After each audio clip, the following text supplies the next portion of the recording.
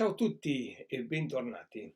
Il nostro Giro d'Italia ci porta nel Trivento e precisamente in Friuli Venezia Giulia. E il brano che propongo oggi è un brano popolare, folcloristico, che risale alla fine del Settecento addirittura, quindi a più di 200 anni. Il titolo è La mula de Parenzo. Allora, la mula de Parenzo potrebbe suonare un po' strano, ma la mula nel dialetto triestino è la ragazza, quindi la ragazza de Parenzo. Parenzo invece è una città istriana che ai tempi apparteneva al territorio italiano, e il cui nome invece adesso in croato è Porec. Quindi la mula di Parenzo è la ragazza di Parenzo, ok?